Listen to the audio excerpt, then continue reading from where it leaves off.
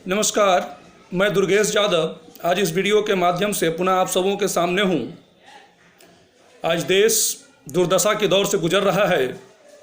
चीन देश को आंखें दिखा रहा है और जब भी चीन के मुद्दे पर बात कीजिए, केंद्र सरकार से बात करना चाहिए या विपक्ष जब भी चीन के मुद्दे को उठाता है तो केंद्र की सरकार और भाजपा के जो समर्थक हैं वो सीधा कहना शुरू करते हैं कि 1962 में जो पंडित जवाहरलाल नेहरू जी के समय 38,000 वर्ग किलोमीटर का क्षेत्र प्लस सियाचिन का इलाका 5,000 वर्ग किलोमीटर का वो क्षेत्र, कुल मिलाकर 43,000 वर्ग किलोमीटर का क्षेत्र पहले ही पंडित नेहरू के समय जो है वो चीनियों ने हड़प लिया था, उसका जवाब दीजिए। मैं स्पष्ट तौर पर कहना चाहता हूँ, मानना होगा ये इतिहास का कटु सत्य है कि ऐसा हुआ है। ऐसा हमारे देश में 1962 में हुआ है, पंडित नेहरू जी के समय में, इसमें कहीं कोई दो राय नहीं है। लेकिन इसका ये मतलब नहीं है कि जो ज़मीन हमारे दादा परदादा खो दिए उस ज़मीन को हम पोता जो हैं उसको प्राप्त न करने की कोशिश करें, या जो बाकी ज़मीन जो बची हुई है हमारे पास उसे भी जो है उसको गंवा देने की कवायद करें। यानी कि आप भी उसी परंपरा का वहन करना चाहते हैं।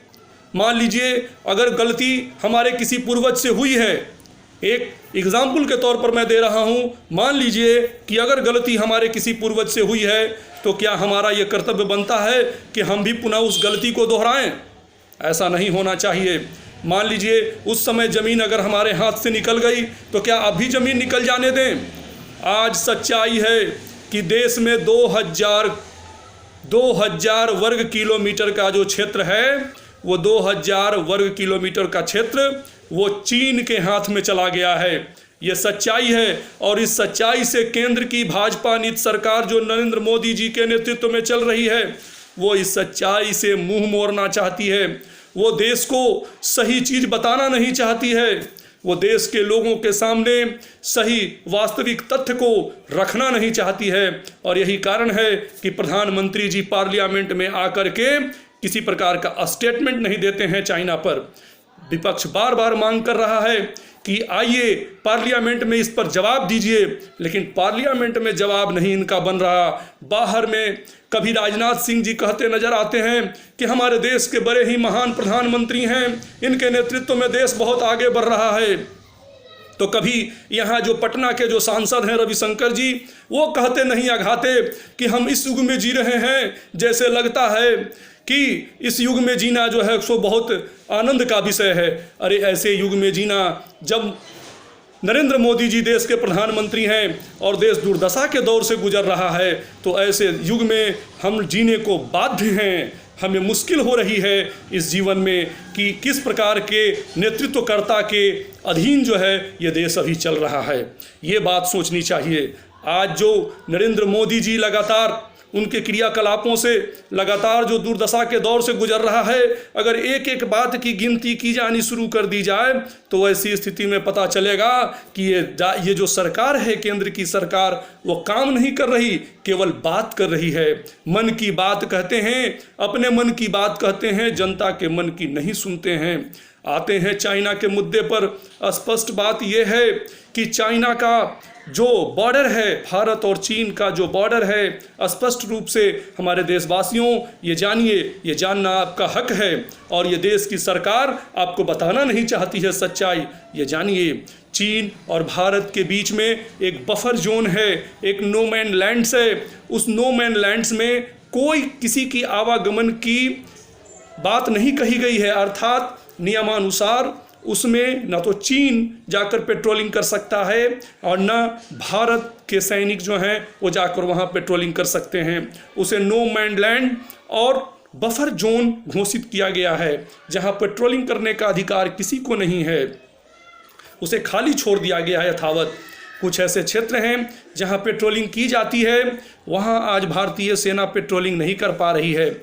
क्यों? क्या कारण है? उसका कारण है कि इस नो मैन लैंड्स में और इस बफर जोन में चीन की सेना घुस गई है, जबकि नियमानुसार चीन की सेना को इस बफर जोन में और नो मैन लैंड्स में नहीं घुसना था। और न सिर्फ चीन की सेना घुस गई है, बल्कि चीन के सैनिकों ने वहाँ बंकर बना दिए हैं और भारी मात्रा में जो है हथियार, गोला बारूद भी इकट्ठा कर लिए हैं। इसके अतिरिक्त जो भारतीय सेना point number 10, point number 11, point number 12, point number 13, point number 14, point number 15 और पॉइंट नंबर 16 पर पेट्रोलिंग करती थी, आज भारतीय सेना वहां पेट्रोलिंग नहीं कर पा रही है। जो पैगांग झील का हिस्सा है, जिसमें लगभग 40% हिस्सा जो है या हिस्सेदारी जो है वो भारत की थी या भारत की है, लेकिन उस हिस्से में भी भारतीय सेना पेट्रोलिंग नहीं कर रही है। कुल मिलाकर की स्थिति ये है कि चीनी सैनिक जो हैं उस नो मैन लैंड में, उस बफर जोन में, पैगांग झील में 10 नंबर से लेकर के 16 नंबर तक के पॉइंट पर वो आकर चढ़े हुए हैं और भारत की सेना कुछ नहीं कर पा रही है। वो ऐसा नहीं है कि हमारी सेना जो है कमज़ोर है, ऐसा नहीं है कि हमारे सैनिक कार्रवाई नहीं कर सकते और उन्हें बाहर नहीं निकाल सकते, बाहर नहीं खदेड़ सकते। असल में हमारा जो कमज़ोर नेतृत्व है, केंद्र की सरकार जो है, जो कमज़ोर नेतृत्व के हाथों में है, जो नरेंद्र मोदी जैसे कमज़ोर और अकुशल प्रधानमंत्री के हाथ में है, इसकी वजह से जो है आज हमारी सेना कमज़ोर पड़ी हुई है। हमारी सेना को यहाँ से आदेश नहीं दिया जा रहा है और उन्हें स्थिर रहने को कहा जा रहा है, यथा स्थिति बनाए रखने को कहा जा रहा है कि आप जहाँ हैं, जैसे हैं, वहीं अभी स्थिर अवस्था में रहिए, हम युद्ध नहीं चाहते हैं। अरे युद्ध कोई नहीं चाहता है, लेकिन जब देश के अंदर शत्रु प्रवेश कर जाए तो उसे बाहर निकालना ही ये शौर्य धर्म है, ये वीर धर्म है और देशभक्ति का यही प्रमाण देना होता है। ऐसे ही वक्त में लोगों को देशभक्ति का प्रमाण देना होता है, लेकिन हमारे देश का जो कुशल अकुशल नेतृत्व है, हमारे देश के जो अक्षम प्रधानमंत्री हैं, हमारे देश के जो कमज़ोर प्रधानमंत्री हैं, वो वास्तव में चीनी सैनिकों को बाहर निकाल पाने में अक्षम हैं, पूरी तरह से अक्षम हैं। वो केवल 56 इंच का सीना की बात करते हैं और देश की जनता को बरगलाने का काम करते हैं, लेकिन उनके पास 56 इंच का सीना नहीं है। चाइना के साथ गलबहियाँ कर रहे हैं। जब राहुल गांधी जी ने इसी प्रश्न को उठाया और चीन जब चढ़ा हुआ है हमारे देश पर, इस बात को उन्होंने उठाया तो उन्हें चाइना परस्त कहा गया और कहा गया कि देश से गद्दारी करते हैं और चाइना के साथ वो वफादारी कर रहे हैं। ऐसा घिनौना आरोप लगाने की कुचेष्टा की गई भाजपा के द्वारा और भाजपा की सरकार के द्वारा राहुल गांधी जी के बारे में। लेकिन सच्चाई यह है कि राहुल गांधी जी ही अपना कथन सही कह रहे हैं। असल में देश की जो सरकार है और देश के जो प्रधानमंत्री हैं और भाजपा के जो प्रवक्ता हैं, भाजपा के जो लोग हैं, वो झूठा बयानबाजी कर रहे हैं। वो अपनी नाकामियों को छुपा रहे हैं, अपनी गलतियों को छुपा रहे हैं और देश के सामने जो है स्पष्टीकरण नहीं दे पा रहे हैं। विपक्ष तो कह रहा है कि आइए पार्लियामेंट में आकर के प्रधानमंत्री जी चाइना के मुद्दे पर बयान दीजिए, तो फिर क्यों नहीं प्रधानमंत्री पार्लियामेंट में आकर के चाइना के मुद्दे पर बयान दे रहे हैं। राहुल गांधी को जो है चाइना परस्त साबित करने में लगे हुए हैं, लेकिन मैं आपको बता देता हूं, राहुल गांधी जी चाइना परस्त नहीं है, बल्कि ये नरेंद्र मोदी जी और इन नरेंद्र मोदी जी का जो कुनबा है, व्यापारी वर्ग का कुनबा, इनका जो अंबानी अडानी का जो कुनबा है, ये सभी जो है सो चाइना परस्त है। मैं आपको सच्चाई से अवगत करा देता हूं और आज सारी सच्चाई मैं आपके सामने स्पष्ट कर देता हूं। देखिए, शनिवार 14 जनवरी 2023 के ही 19 नंबर पेज में हिंदुस्तान के अखबार में एक छपा है न्यूज़। आप लोग भी इसको ध्यानपूर्वक पढ़िएगा, मैं इसे पढ़कर सुना देता हूं। बड़े बड़े ऊपर में हेडिंग दिया गया है, भारत चीन के बीच व्यापार 135 अरब डॉलर के पार। सुनने में तो ऐसा लग रहा है जैसे कितनी बड़ी कामयाबी हासिल कर रही है भारत सरकार या भारत देश, लेकिन इसके अंदर में जब जाइएगा तो पता चलेगा, इसमें स्पष्ट लिखा हुआ है कि 135 अरब डॉलर में 118 अरब डॉलर जो है वो आयात हो रहा है और मात्र 17 अरब डॉलर का निर्यात हो रहा है। आयात और निर्यात का जो अंतर होता है वही व्यापारी घाटा होता है, यानी कि कुल मिलाकर के 101 अरब डॉलर का जो है वो विशुद्ध घाटा चल रहा है चाइना के साथ व्यापार का।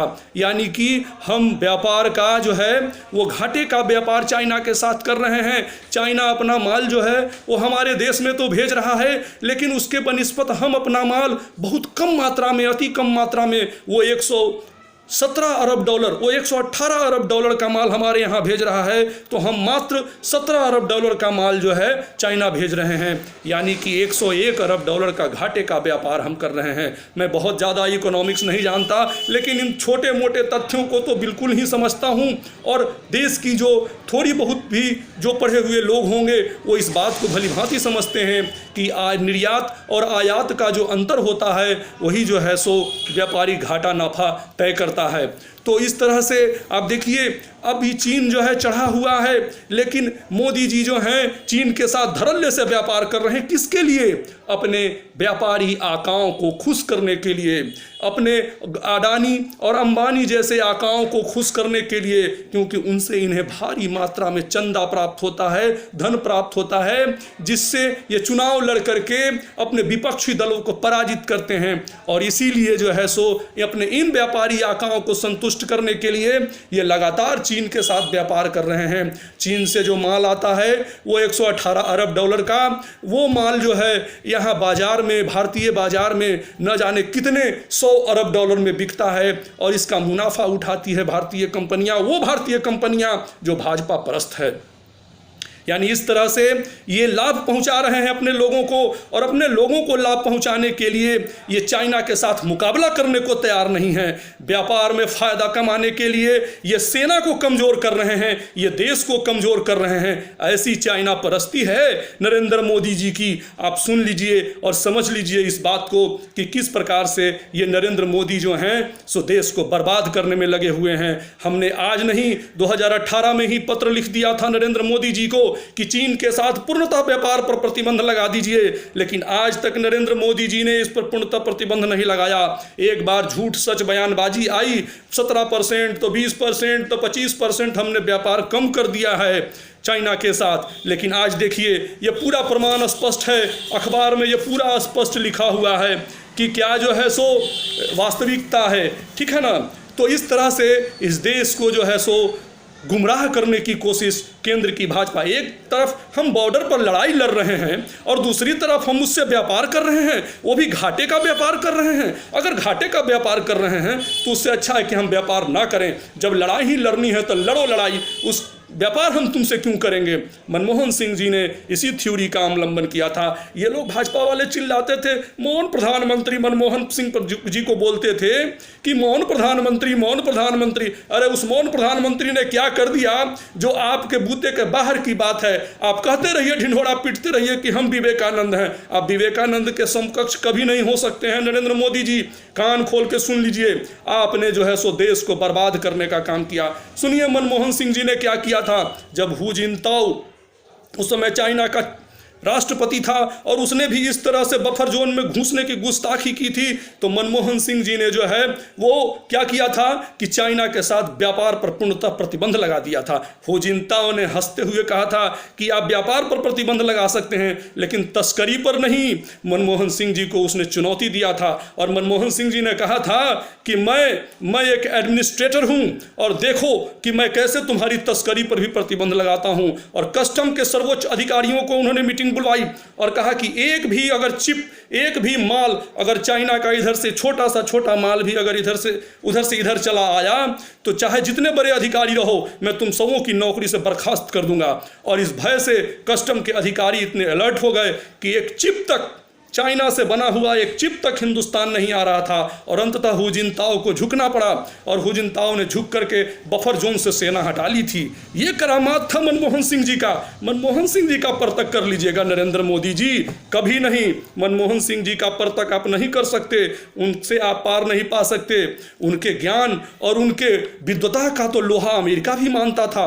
आप तो ढिंढोरा पीटते रहते हैं कि अमेरिका के साथ हमने बहुत मित्रता कर ली, बहुत मित्रता आगे बढ़ गई है। अमेरिका के साथ मित्रता आपने नहीं की, 1, 2, 3 परमाणु संधि जो है वो मनमोहन सिंह जी ने की थी। आपको याद मैं दिला देता हूं। अब झूठा ढिंढोरा पीटते रहते हैं, देशवासियों को गुमराह करते रहते हैं। अरे हम जैसे लोग आपसे गुमराह नहीं होंगे और ना देशवासियों को गुमराह होने देंगे, देशवासियों को सच्चाई बताएंगे। अमेरिका के साथ जो आज मित्रता चल रही है वो 1, 2, 3 उसी परमाणु संधि का जो है सो नतीजा है कि आज अमेरिका जो है हिंदुस्तान पर इतना विश्वास करता है। आपके नेतृत्व का ये फल नहीं है कि अमेरिका हिंदुस्तान पर इतना विश्वास कर रहा है। कांग्रेस को आप चाहे जितना भी बुरा कहते रहें, बुरा भला कहते रहें, कांग्रेस के लोगों ने जो है वो देश के लिए बलिदान किया। निश्चित रूप से पंडित जवाहरलाल नेहरू जी के समय में हमारे देश की सेना इतनी मजबूत नहीं थी, हमारी देश की सेना काफ़ी कमज़ोर थी और उसका लाभ चाइना ने उठाया था उस समय, और हमारी 43,000 वर्ग किलोमीटर की ज़मीन को हड़प लिया था। इसमें कहीं कोई दो राय नहीं है। लेकिन उस शोक में बेचारे हमारे प्रधानमंत्री पंडित जवाहरलाल नेहरू जी वो जो है सो उस शोक में वो मृत्यु को प्राप्त हो गए। और दूसरी बात मैं बताता हूँ, तत्पश्चात इसी कांग्रेस की सरकार ने लाल बहादुर शास्त्री जी के नेतृत्व में सेना को मजबूत किया, सेना के बजट को बढ़ाया और सेना को मजबूत किया। और पाकिस्तान के साथ जब लड़ाई हुई 1965 की, तो उस लड़ाई में उन्होंने जीत दर्ज की। चाहे ही उस लड़ाई के तत्पश्चात लाल बहादुर शास्त्री जी जो हैं पूर्व प्रधानमंत्री हमारे देश के गुदरी के लाल, भले ही शहीद हो गए, लेकिन उन्होंने सेना के शौर्य को दिखला दिया और बतला दिया पाकिस्तान को कि 1962 वाला ये इंडिया नहीं है, ये भारत जो है 1965 वाला भारत है। और शहादत दी। इसके बावजूद जो है उन्होंने जो है सो सेना के शौर्य और सेना के अभिमान को बरकरार रखा। मैं आपको और बताता हूं, इंदिरा गांधी जी ने स्वयं को बलिदान कर दिया इस देश पर, राजीव गांधी जी ने स्वयं को बलिदान कर दिया इस देश पर, लेकिन कांग्रेसियों ने, इन प्रखर कांग्रेसियों ने, इन महान कांग्रेसियों ने कभी देश की आन बान शान पर आंच नहीं आने दिया। और आप व्यापारी हैं, व्यापारी वर्ग के व्यक्ति हैं, और व्यापार करने के लिए आप देश को बेच सकते हैं। महात्मा गांधी कहते थे, व्यापारी और बिचौलिए इस देश के सबसे बड़े शत्रु हैं। वे शत्रु हैं जो भीतर ही भीतर इस देश को जो है सो घून की तरह खोखला करते जाएंगे। इसलिए इनसे सावधान रहने की जरूरत है। आप उसी बिचौलिए का काम कर रहे हैं। गांधी ने बिचौलिए के बारे में कहा था, आप बिचौलिया बने हुए हैं। किसके बिचौलिया? आप गौतम अडानी के बिचौलिया बने हुए हैं। आप किसके बिचौलिया हैं? तो आप मुकेश अंबानी के बिचौलिया बने हुए हैं। आप बड़े बड़े व्यापारियों के बिचौलिया बने हुए हैं। और महात्मा गांधी कहते थे कि बिचौलियों से सावधान, देश को बिचौलियों से सावधान रहना होगा, नहीं तो ये देश में करते क्या हैं? इनकी कोई ऊर्जा खपत नहीं होती, ये केवल और केवल प्राप्त करते हैं और इससे देश की अर्थव्यवस्था को भारी नुकसान पहुंचाते हैं। अब बिचौलिया बने हुए हैं चीन और ऐसे व्यापारियों के बीच में जो देश को नुकसान पहुंचाने वाले हैं, और आप नुकसान पहुंचा रहे हैं नरेंद्र मोदी जी। इतना ही नहीं, आप बयान देते हैं कभी कभी ईंधन की कीमतें काबू करनी होगी, तो ईंधन की कीमत कौन काबू करेगा? बताइए, ईंधन की कीमत आपको छोड़कर कौन काबू करेगा? महंगाई चरम पर है, 110 रुपये लीटर पेट्रोल चल रहा है, ये कौन काबू करेगा? जिस समय अंतर्राष्ट्रीय बाजार में मनमोहन सिंह जी के समय पेट्रोल यानी कच्चे तेल की कीमतें जो है वो आसमान छू रही थी, वहाँ भी 75 रुपये लीटर से ज़्यादा यहाँ देश का पेट्रोल का कीमत नहीं हुआ था। लेकिन जब पेट्रोल सस्ता जब कच्चा तेल जो है अंतर्राष्ट्रीय बाजार में वो सस्ता चल रहा है, उस समय भी आपके यहाँ जो कीमत है वो 110 रुपये प्रति लीटर चल रहा है। ये क्या माजरा है? व्यापारियों को लाभ पहुँचाने के लिए ही ना, व्यापारियों के हाथ में आपने दे दिया है कीमत का निर्धारण। सरकारें कीमत का निर्धारण करती हैं, एसेंशियल जो कमोडिटीज़ होते हैं उनका भी निर्धारण सरकार करती है, आपने उसको भी ख़त्म कर दिया है। एसेंशियल कमोडिटीज़ जो है उसका निर्धारण अब व्यापारी करेंगे। ये क्या तरीका है? व्यापारी वर्ग को लाभ पहुंचाने के लिए आप लगातार देश को नुकसान पहुंचा रहे हैं। हम ये नहीं कहते कि व्यापारियों को लाभ नहीं पहुंचाइए, लेकिन देश की अस्मिता पर प्रश्न चिन्ह लगा करके लाभ पहुंचाने की जो कवायद आपकी चल रही है, देश को दुर्दशा में पहुंचा करके व्यापारियों को लाभ पहुंचाने की जो आपकी मंशा है, इस पर अंकुश लगाइए माननीय प्रधानमंत्री जी। ये आप गलत कर रहे हैं। देश में कंझावला जैसा कांड हो जाता है। अंजलि जो कि एक अच्छे घर की लड़की है, उसे बदनाम करने की भी मीडिया में कोशिश हो रही है। उसे जो है सो मार डाला गया है। और किसके द्वारा मार डाला गया है? मनोज नाम का जो व्यक्ति है, जो मुख्य आरोपी है, वो आपके ही पार्टी का आदमी है। मंगोलपुरी का वो संयोजक है भाजपा का। और उस व्यक्ति को बचाने के लिए पूरी पुलिस लगी हुई थी। 302 का मुकदमा नहीं आप करना चाह रहे थे, 302 की धारा जो है उसके केस में नहीं लगाने देना चाह रहे थे। आपकी कोशिश थी कि इस कोशिश के माध्यम से उसको बचा लिया जाए, लेकिन ऐसा संभव नहीं हो पाया। अंततः जो जद्दोजहद करने वाले लोग हैं, जो संघर्ष करने वाले लोग हैं, उनके परिवार के लोग, उन्होंने 302 का धारा जो है लगवाया और ये सही हुआ है। और आप जैसे लोग जो देश को गुमराह करने वाले लोग हैं और अपने लोगों को बचाने वाले लोग हैं, वो देखा जा रहा है, लोग देख रहे हैं। इसी तरह का कांड हुआ था 2013 में, और आपके पक्ष में जो है सो रामदेव बाबा और आपके पक्ष में अन्ना हजारे जैसे लोग बैठने लगे थे और आपके लिए माहौल बनने लगा था, झूठा माहौल आपके पक्ष में बनने लगा था। और आज देखिए फिर से इतिहास दोहरा रहा है। आप बताइए नरेंद्र मोदी जी कि क्या देश ऐसे चलेगा? आप तो अपने सत्ता में आने के लिए रामदेव बाबा जैसे लोगों को और सत्ता में आने के लिए अन्ना हजारे जैसे लोगों को खड़ा कर देते हैं और खड़ा करके जो है सो अपनी सत्ता की रोटी सेंक लेते हैं। लेकिन जो देश दुर्दशा के दौर से गुजर रहा है, 2014 में जब इलेक्शन हुआ था तो मुझे भी याद है, पूरे देश के नौजवानों ने आपको जाति पाति धर्म जाति से उठ करके जो है आपको वोट किया था। किस लिए किया था? आपने कहा कि 2 करोड़ रोजगार देंगे साल में। आपने कहा था कि हम 15 लाख रुपया प्रत्येक के खाते में डालेंगे।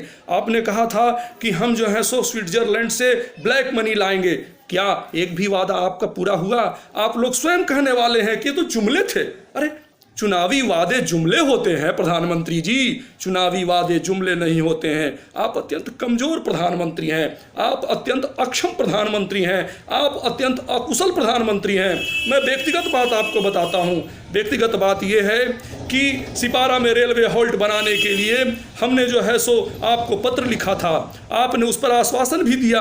आपने जीएम को, रेलवे बोर्ड को, रेलवे मिनिस्टर को, सबको जो है सो रेलवे बोर्ड के चेयरमैन को, सबको आपने भी लेटर भेजवाया था। आप कैसे कमजोर प्रधानमंत्री हैं कि आपकी बात एक जीएम नहीं सुनता है, जबकि जीएम के स्तर पर आदेश हो जाने पर ये हमारा जो है सो सिपारा रेलवे हॉल्ट बन गया होता। इसी से साबित होता है कि आप एक कमजोर प्रधानमंत्री हैं और आप जो हैं जनहित के लिए काम नहीं कर रहे। आप केवल और केवल चुनावी मोड में रहते हैं। आप कहते हैं कि हम गुजरात जीत लिए, आपके लोग कहते हैं कि गुजरात जीत गए। नरेंद्र मोदी जी देश के बड़े ही पॉपुलर प्रधानमंत्री हैं। उसी समय 3 स्टेट में चुनाव हुए थे, हिमाचल प्रदेश में, गुजरात में और दिल्ली का एमसीडी चुनाव हुआ था। दिल्ली की एमसीडी चुनाव भी आप हार गए, हिमाचल प्रदेश भी आप हार गए। एक गुजरात जीत लिया तो आप देश के सबसे बड़े पॉपुलर नेता हो गए। ये कहाँ से संभव है भाई? आपने जो है देश में ऐसी ऐसी कुकृत्य किए हैं जिसकी माफ़ी कभी नहीं होगी, इतिहास आपको क्षमा नहीं करेगा। आपने न सिर्फ बेरोजगारों से, न सिर्फ लोगों से रोजगार छीना है, बल्कि इसके अतिरिक्त आपने 40 करोड़ लोगों को बेरोजगार कर दिया है। आपने रोजगार दिया नहीं बल्कि रोजगार छीन लिया है।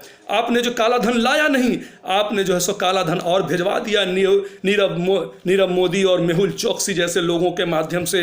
आपने जो है सो कर्नाटका की सरकार, मध्य प्रदेश की सरकार, महाराष्ट्र की सरकार, गोवा की सरकार, पूर्वोत्तर की सरकार, कई सरकारों को, चुनी हुई सरकारों को बेवजह गिरा दिया। मैं आपको याद दिलाना चाहता हूं कि अतीत में भी एक आध बार ऐसी घटनाएं हुई थी जब कांग्रेस की सरकार थी और इंदिरा जी ने जो है सो केरला की चुनी हुई सरकार को गिरा दिया था।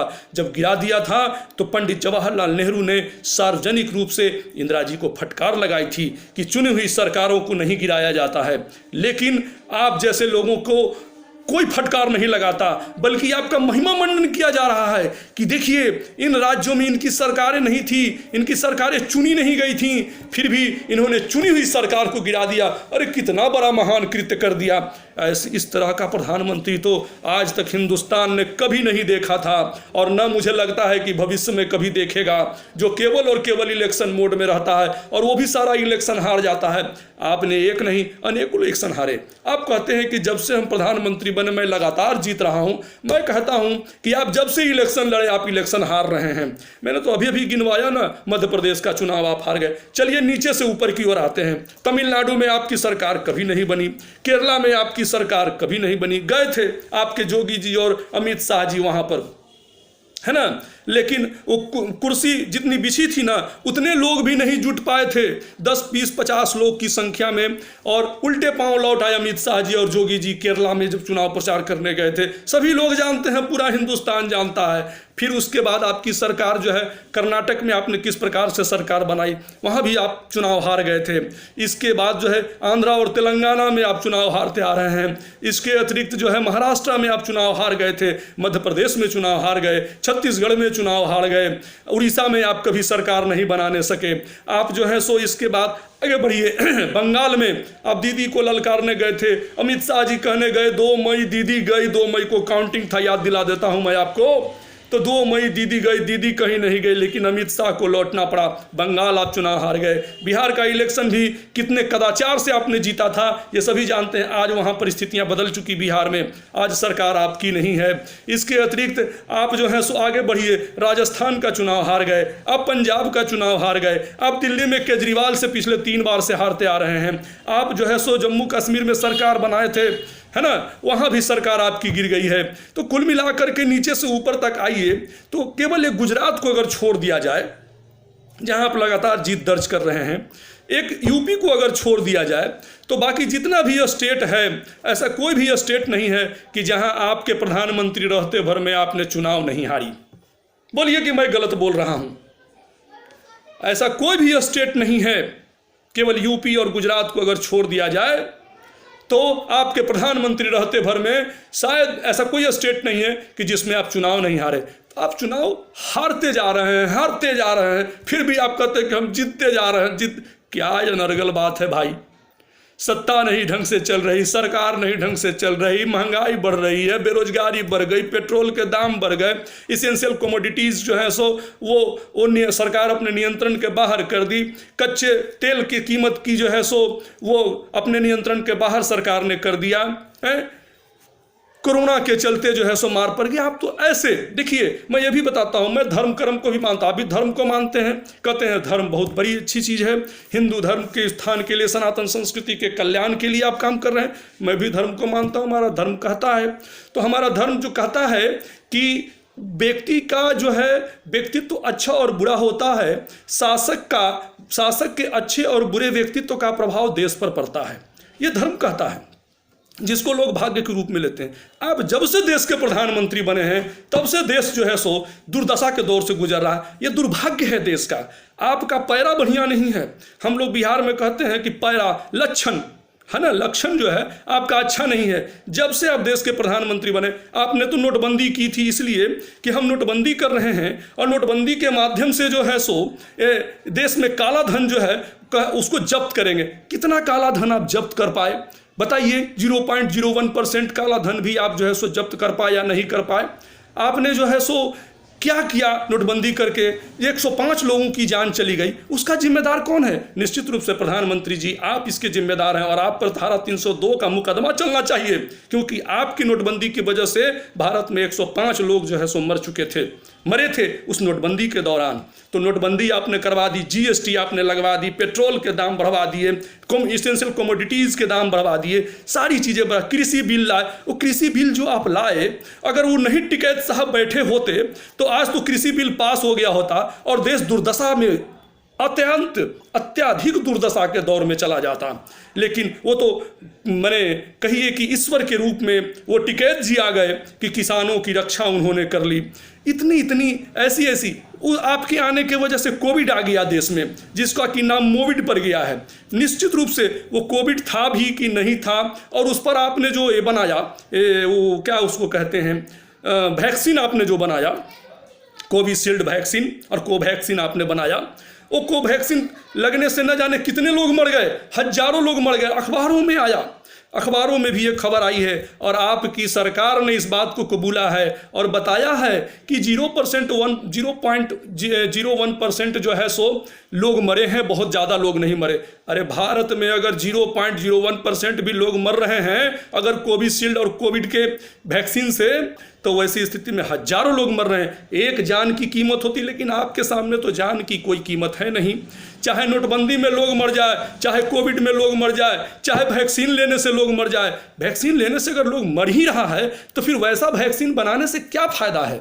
और आपका तो हर तरह इधर युगांडा में और अफगानिस्तान में इन लोगों ने कहा कि आपके यहाँ की सिरप को पीने से जो है हमारे बच्चे 18 बच्चे जो हैं सो वो मर गए, काल कलवित हो गए। इस तरह की आती है आपकी दवा फैक्ट्री। वो दवा फैक्ट्री के बारे में भी मैंने सुना है कि वो भी आप ही का मातहत है, आप ही का जो है सो वो भी पोषण करने वाला, भाजपा का पोषण करने वाला करने वाली वो कंपनी है, ये मैंने सुना है। तो कुल मिलाकर के जो है हम देख रहे हैं कि आपकी जो इस सारा सिस्टम, सारी व्यवस्था जो आप इस देश में चला रहे हैं, आप जो शासन चला रहे हैं, ये सब कुछ जो है अनर्गल चल रहा है। एक नया मामला आया है अभी के सुप्रीम कोर्ट की संविधान पीठ, जो 5 जजों की संविधान पीठ है, उसने नोटबंदी के बारे में कहा है कि ये जो है सो सही है। उसमें 4 लोगों ने बहुमत के आधार पर, न्यायमूर्ति वी रामा सुब्रमण्यम, न्यायमूर्ति अब्दुल नज़ीर, न्यायमूर्ति BR गवई, न्यायमूर्ति AS बोपन्ना, इन 4 न्यायाधीशों ने कहा है कि ये जो है सो कानून, ये जो नोटबंदी आया, ये नोटबंदी जो है सो वो सही है।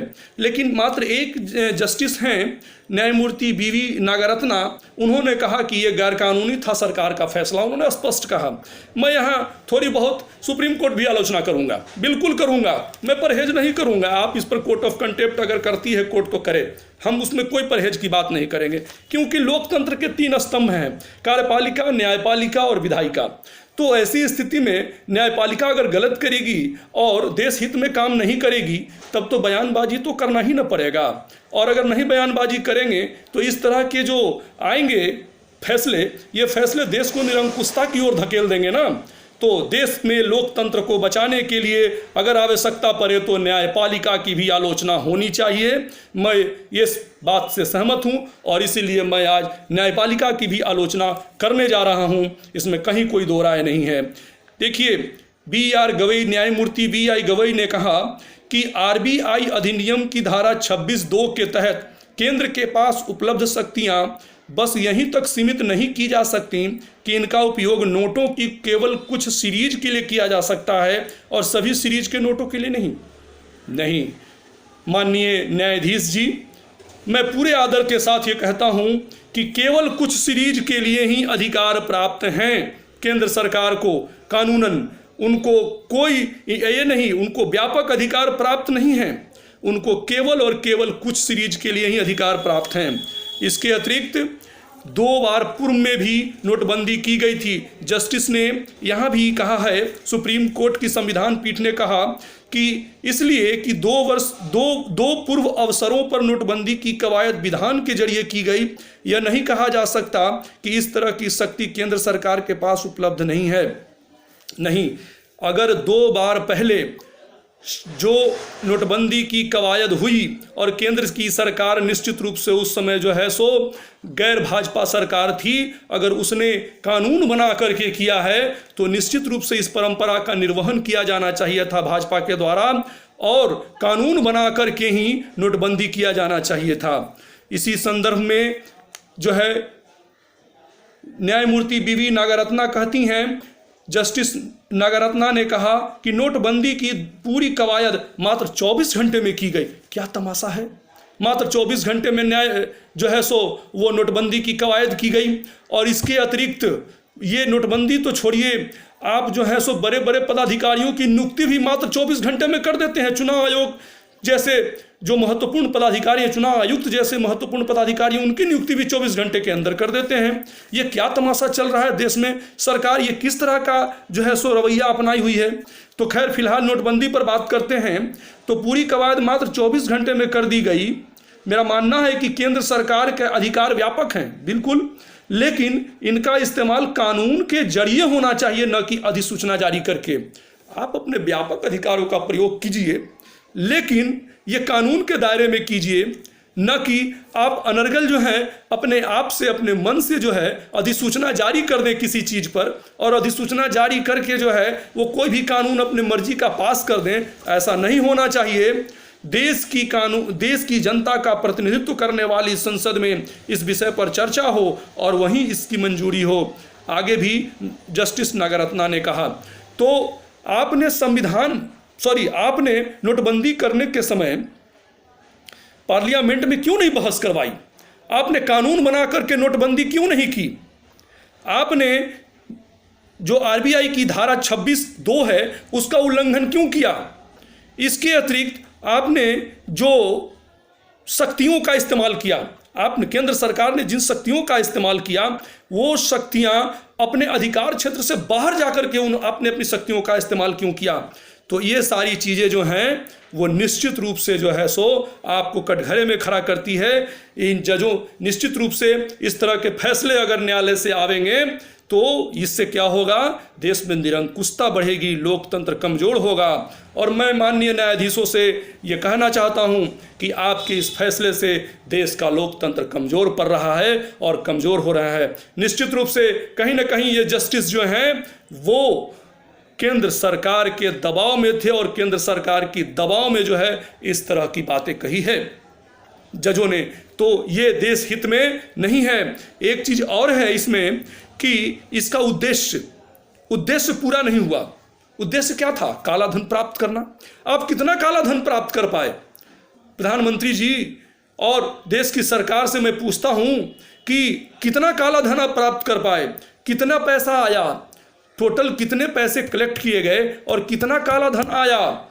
बीच में फिर कोविड आ गया और कोविड के आ जाने के बाद जो है क्या हुआ, मामला नहीं हुआ, कुछ समझ में नहीं आया, देश को कोविड में उलझा दिया गया। मुझे तो लगता है कि कोविड जितना ज़्यादा प्रभावशाली नहीं था उससे ज़्यादा प्रभावशाली उसे दिखाने की कोशिश की गई है ना। तो इस तरह से देश जो है आज गुमराह किया जा रहा है, देश को परेशान किया जा रहा है, देश की जनता को परेशान किया जा रहा है और इस प्रकार से हमारा देश जो है वो एक कमज़ोर, अक्षम और अकुशल नेतृत्व के अधीन रह करके देश दुर्दशा के दौर से गुजर रहा है। देश की जनता से अपील है कि अब भाजपा की सरकार को जो है सो उखाड़ फेंकने का वक्त आ गया है।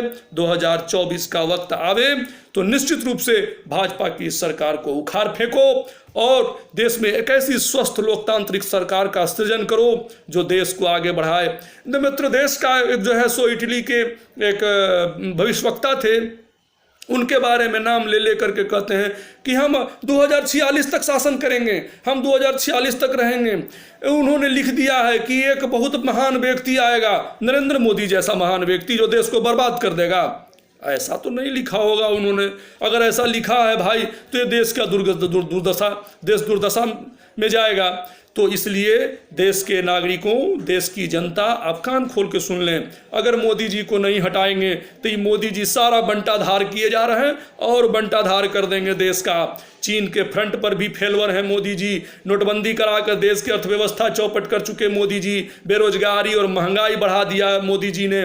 मोदी जी का पैरा ही अच्छा नहीं है, इनका लक्षण अच्छा नहीं है। जब से ही आए हैं देश को बर्बादी के दौर से गुजार रहे हैं। इसलिए ऐसा जो लक्षण विहीन व्यक्ति हो इसको तुरंत जो है सो प्रधानमंत्री पद से हटवाइए, जिससे जो है सो देश कोई अच्छा लक्षण से संपन्न, अच्छे गुण से संपन्न कोई व्यक्ति देश में प्रधानमंत्री बन के आवे और देश का कल्याण हो। इतना ही मेरी भगवान से प्रार्थना है और जनता जनार्दन से प्रार्थना है। धन्यवाद।